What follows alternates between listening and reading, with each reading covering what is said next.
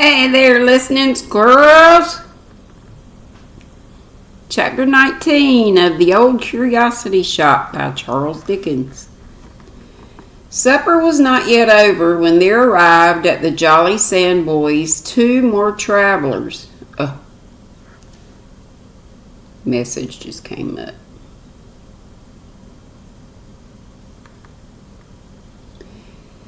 Two more travelers bound for the same haven as the rest, who had been walking in the rain for some hours and came in shining and heavy with water.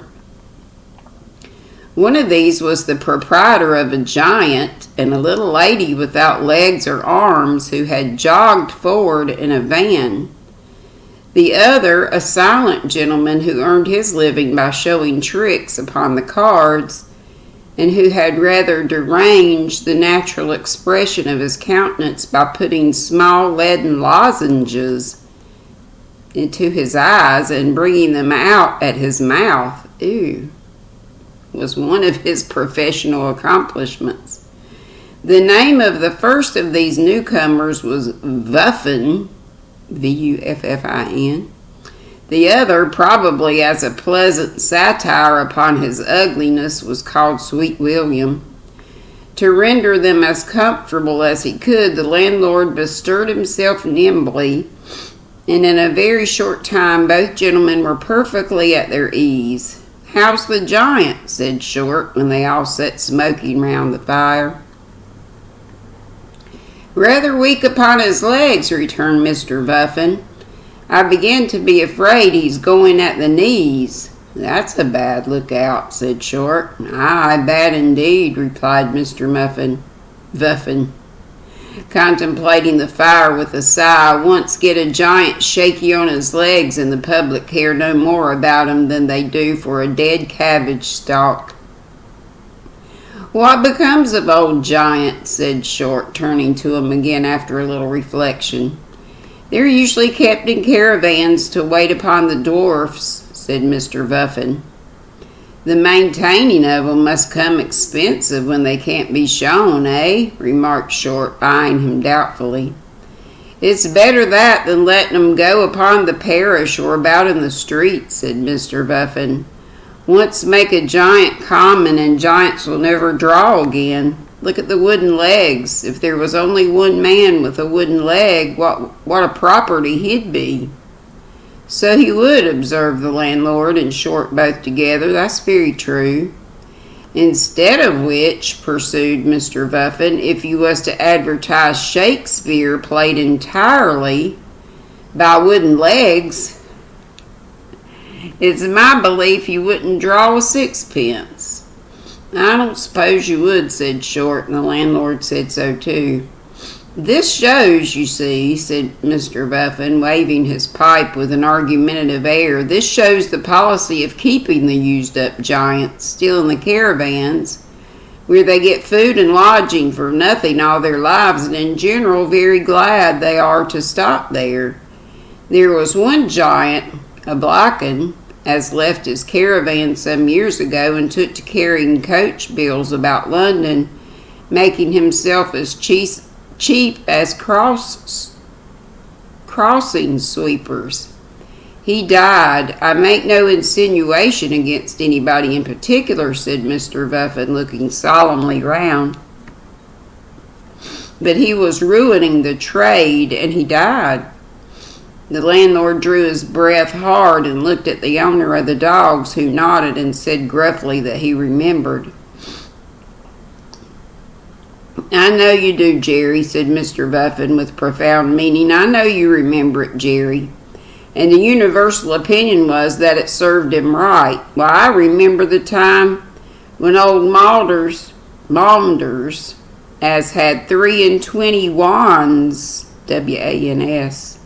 I remember the time when old Maunders had in his cottage at Spa Fields in the winter time, when the season was over, 8 male and female dwarfs sitting down to dinner every day, who was waited on by 8 old giants in green coats, red smiles, blue cotton stockings, and high lows, and there was one dwarf as had grown elderly and vicious, who, whenever his giant wasn't quick enough to please him, used to stick pins in his leg, not being able to reach up any higher.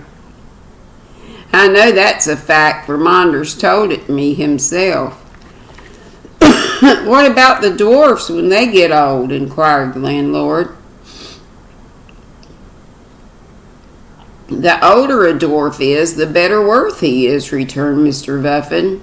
A gray-headed dwarf, well wrinkled, is beyond all suspicion, but a giant, weak in the legs and not standing upright, keep him in the caravan and never show him, it says, and never show him for any persuasion that can be offered. While Mr. Vuffin and his two friends smoked their pipes and beguiled the time with such conversation as this, the silent gentleman sat in a warm corner, swallowing, or seeming to swallow, 6 pennyworth of halfpence for practice, balancing a feather upon his nose and rehearsing other feats of dexterity of that kind, without paying any regard whatever to the company, who, in their turn, left him utterly unnoticed. At length the weary child prevailed upon her grandfather to retire, and they withdrew, leaving the company yet seated round the fire, and the dogs fast asleep at a humble distance. After bidding the old man good night, Nell retired to her poor garret, and had scarcely closed the door when it was gently tapped at. She opened it directly, and was a little startled by the sight of Mr. Thomas Codlin, whom she had left to all appearance fast asleep downstairs. "What is the matter?" said the child. "Nothing's the matter, my dear," returned her visitor. "I'm your friend. Perhaps you haven't thought so, but it's me that's your friend, not him." "Not who?" the child inquired. "Short, my dear. I tell you what," said Codlin, "for all his having a kind of way with him that you'd be very apt to like, I'm the real open-hearted man. I mayn't look it, but I am indeed." The child began to be alarmed, considering that the ale had taken effect upon Mr. Codlin, and that this commendation of himself was the consequence. "Short's very well and seems kind," resumed the misanthrope, "but he overdoes it now I don't." Certainly, if there were any fault in Mr. Codlin's usual deployment, it was that he rather underdid his kindness to those about him than overdid it, but the child was puzzled and could not tell what to say. "Take my advice," said Codlin. "Don't ask me why, but take it. As long as you travel with us, keep as near me as you can. Don't offer to leave us, not on any account, but always stick to me and say that I'm your friend. Will you bear that in mind, my dear? And always say that it was me that was your friend." "Say so where and when?" inquired the child innocently. "Oh, nowhere in particular," replied Codlin, a little put out as it seemed by the question. "I'm only anxious that you should think me so and do me justice. You can't think what an interest I have in you. Why didn't you tell me your little history, that about you and your poor old gentleman? I'm the best adviser that ever was, and so interested in you, so much more interested than Short. I think they're breaking up downstairs. You needn't tell Short, you know, that we've had this little talk together. God bless you. Recollect the friend. Codlin's the friend, not Short. Short's very well as far as he goes, but the real friend is Codlin, not Short." Eking out these professions with a number of benevolent and protecting looks and great fervor of manner, Thomas Codlin stole away on tiptoe, leaving the child in a state of extreme surprise. She was still ruminating upon his curious behavior when the floor of the crazy stairs and landing cracked beneath the tread of the other travelers who were passing to their beds. When they had all passed and the sound of their footsteps had died away, one of them returned, and after a little hesitation and rustling in the passage, as if he were doubtful what door to knock at, knocked at hers. "Yes," said the child from within. "It's me, Short." He's going to do the same thing.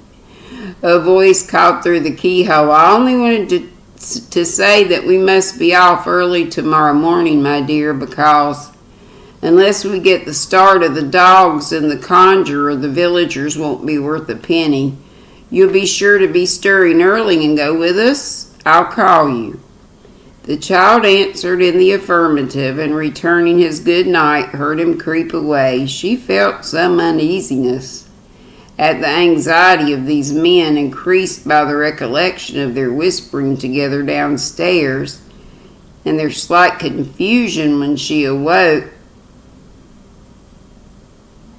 Nor was she quite free from a misgiving that they were not the fittest companions she could have stumbled upon. Her uneasiness, however, was nothing weighed against her fatigue, and she soon forgot it in sleep. Very early next morning, Short fulfilled his promise, and knocking softly at her door, entreated that she would get up directly, as the proprietor of the dogs was still snoring, and if they lost no time they might get a good deal in advance both of him and the conjurer, who was talking in his sleep, and from what he could be heard to say appeared to be balancing a donkey in his dreams. She started from her bed without delay and roused the old man with so much expedition that they were both ready as soon as Short himself, to that gentleman's unspeakable gratification and relief.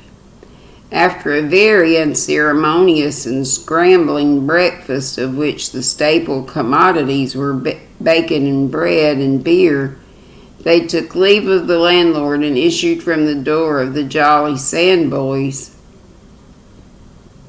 The morning was fine and warm, the ground cool to the feet after the late rain, the hedges gayer and more green, the air clear, and everything fresh and healthful. Surrounded by these influences, they walked on pleasantly enough. They had not gone very far when the child was again struck by the altered behavior of Mr. Thomas Codlin, who, instead of plodding on sulkily by himself as he had heretofore done, kept close to her, and when he had an opportunity of looking at her unseen by his companion, warned her by certain wry faces and jerks of the head not to put any trust in Short, but to serve all confidences for Codlin. Neither did he confine himself to looks and gestures, for when she and her grandfather were walking on beside the aforesaid Short, and that little man was talking with his accustomed cheerfulness on a variety of indifferent subjects, Thomas Codlin testified his jealousy and distrust by following close at her heels, and occasionally admonishing her ankles with the legs of the theater in a very abrupt and painful manner. Admonishing her ankle. All these proceedings naturally made the child more watchful and suspicious, and she soon observed that whenever they halted to perform outside a village alehouse, or other place, Mr. Codlin, while he went through his share of the entertainments, kept his eye steadily upon her and the old man, or with a show of great friendship and consideration invited the latter to lean upon his arm.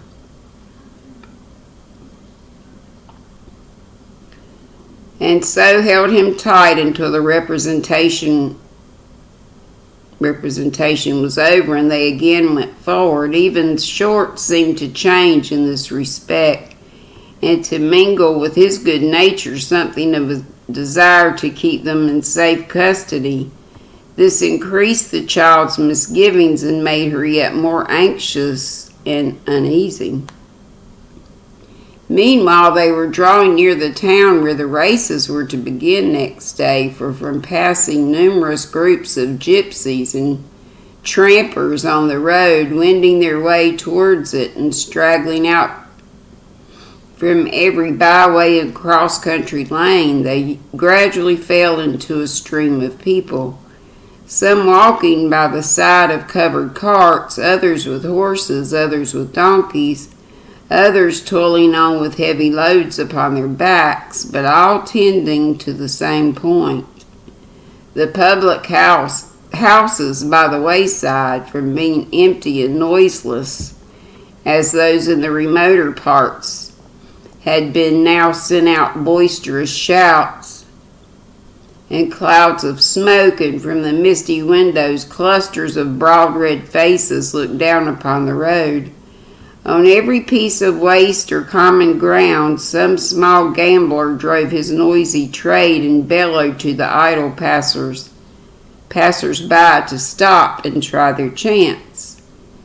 The crowd grew thicker and more noisy. Gilt gingerbread and blanket stalls exposed its glories to the dust, and often a four-horse carriage dashing by obscured all objects in the gritty cloud it raised and left them stunned and blinded far behind. It was dark before they reached the town itself, and long indeed the few last miles had been. Here all was tumult and confusion. The streets were filled with throngs of people. Many strangers were there, it seemed by the looks they cast about. The church bells rang out their noisy peals, and flags streamed from windows and housetops. In the large inn-yards, waiters flitted to and fro and ran against each other. Horses clattered on the uneven stones. Carriage steps fell rattling down, and sickening smells from many dinners came in a heavy, lukewarm breath upon the sense. In the smaller public houses, fiddles with all their might and main were squeaking out the tune to staggering feet. Drunken men, oblivious to the burden of their song, joined in a senseless howl which drowned the tinkling of the feeble bell and made them savage for their drink. Vagabond groups assembled round the doors to see the stroller woman dance and add their uproar to the shrill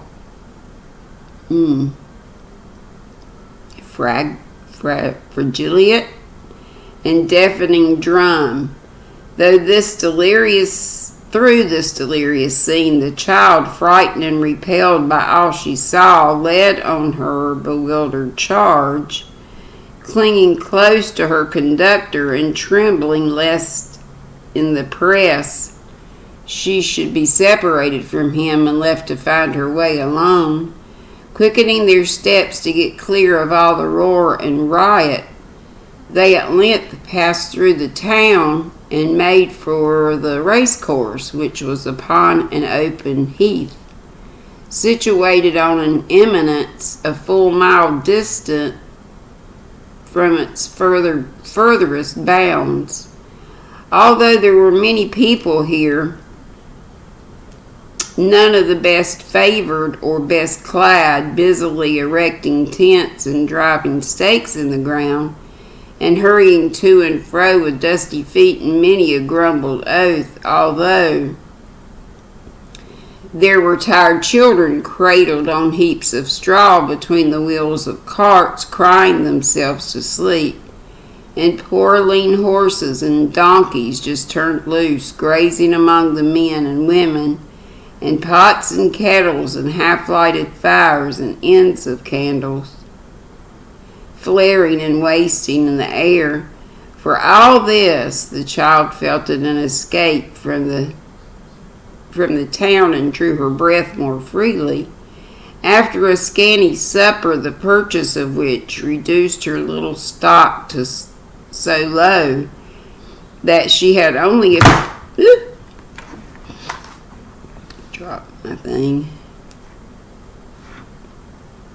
She had only a few halfpence with which to buy breakfast on the morrow. She and the old man lay down to rest in a corner of a tent and slept. despite the busy preparations that were going on around them all night long. And now they had come to the time when they must beg their bread. Soon after sunrise in the morning, she stole out from the tent and, rambling into some fields at a short distance, plucked a few wild roses and such humble flowers, purposing to make them into little nosegays and offer them to the ladies in the carriages when the company arrived.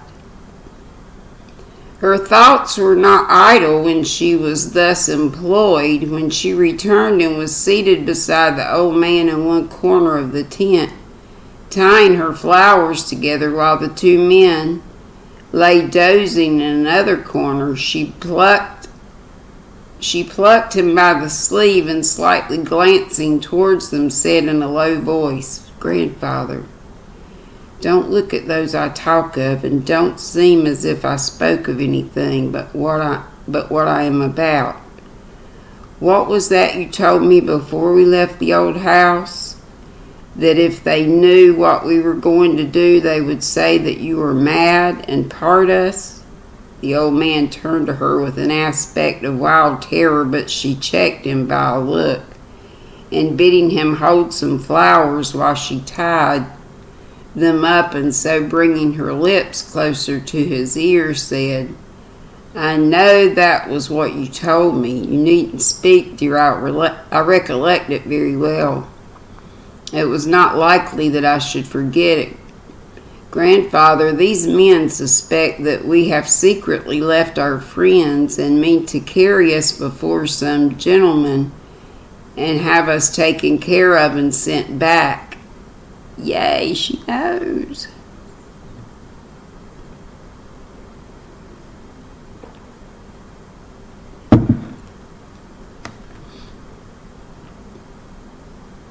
If you let your hand tremble so, we can never get away from them. But if you're only quiet now, we shall do so easily. How? Muttered the old man. Dear Nellie, how?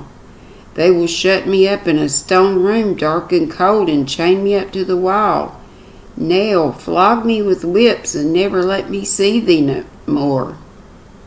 You're trembling again, said the child. Keep close to me all day. Never mind them. Don't look at them but me. I shall find a time when we can steal away. When I do, mind you come with me and do not stop or speak a word. Hush. That's all.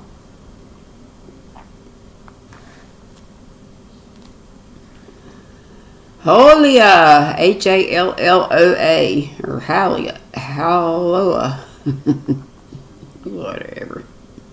What are you up to, my dear? Said Mr. Codlin, raising his head and yawning. Then, observing that his companion was fast asleep, he added in an earnest whisper, Codlin's the friend, remember, not sure.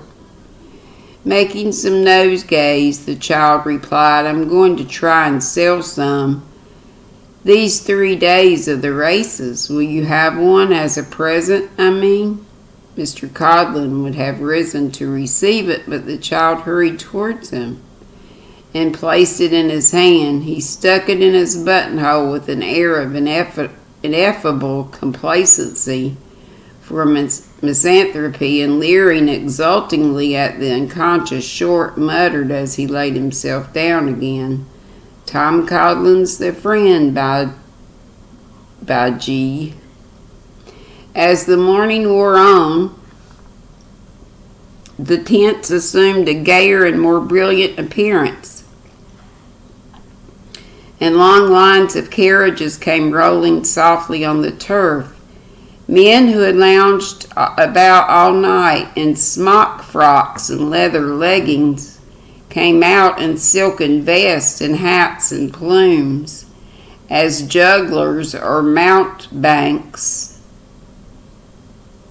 or in gorgeous liveries as soft-spoken servants at gambling booths, or in sturdy yeoman dress as decoys at unlawful games. His black-eyed gypsy girls, hooded in showy handkerchiefs, sallied forth to tell fortunes, and pale, slender women with consumptive faces lingered upon the footsteps of ventriloquists and conjurers, and counted the sixpences with anxious eyes long before they were gained.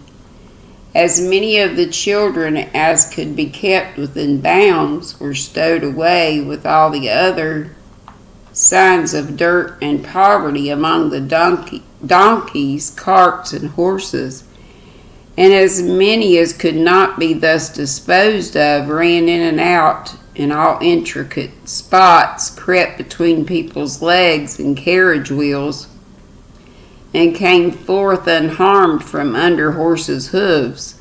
The dancing dogs, the stilts, the little lady and the tall man, and all the other attractions. With organs out of number and bands innumerable emerged from the holes and corners in which they had passed the night, and flourished boldly in the sun. Along the uncleared course, Short led his party, sounding the brazen trumpet, and reveling in the voice of Punch, and at his heels went Thomas Codlin, bearing the show as usual and keeping his eye on Nellie and her grandfather as they rather lingered in the rear. The child bore upon her arm the little basket with her flowers, and sometimes stopped with timid and modest looks to offer them at some gay carriage.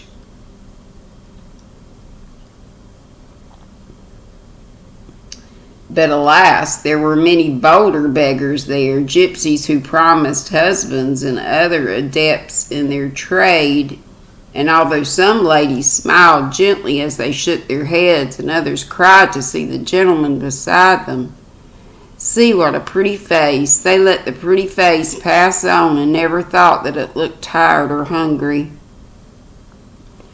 There was but one lady who seemed to understand the child, and she was one who sat alone in a handsome carriage, while two young men in dashing clothes who had just dismounted from it talked and laughed loudly at a little distance, appearing to forget her quite. There were many ladies all around, but they turned their backs or looked another way, or at the two young men, not unfavorably at them. Let's see,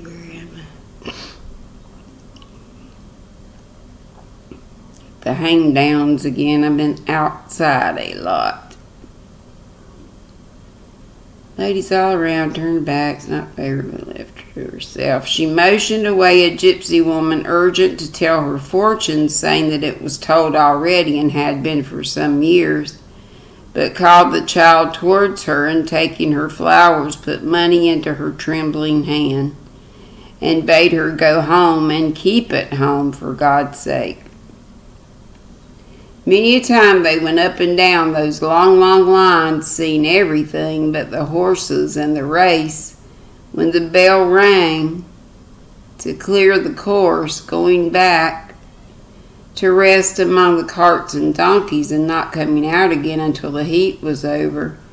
Many a time, too, was Punch displayed in the full zenith of his humor, but all this while the eye of Thomas Codlin was upon them, and to escape without notice was impractical.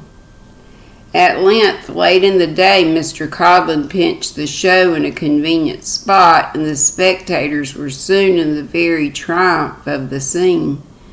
The child, sitting down with the old man close behind it, had been thinking how strange it was that the horses, who were such fine, honest creatures, should seem to have made vagabonds of all the men they drew about them, when a loud laugh at some extemporaneous witticism of Mr. Short's, having allusion to the circumstances of the day, roused her from her meditation and caused her to look around. If they were ever to get away unseen, that was the very moment. Short was playing the quarterstaves vigorously, and knocking the characters in the fury of the combat against the sides of the show. The people were looking on with laughing faces. Yeah. And Mr. Codlin had relaxed into a grim smile as his roving eye detected hands going into waistcoat pockets and groping secretly for sixpences. If they were ever to get away unseen, that was the very moment they seized it and fled. They made a path through booths and carriages and throngs of people and never once stopped to look behind. The bell was ringing and the course was cleared. By the time they reached the ropes, but they dashed across it, insensible to the shouts and screeching that assailed them for breaking in upon its sanctity, and creeping under the brow of the hill at a quick pace made for the open fields. And that's all of chapter 19. So, I'll mark our spot. Hope you're having a good night. Hope if there's a father in your life or father figure, you got to see him or her or speak to them or FaceTime, whatever, or just remember the good things about them if they're no longer here with you, like I do my dad. Be sweet, don't be ugly, and see you tomorrow, I hope. Good Lord willing. And you know the other part. Bye-bye.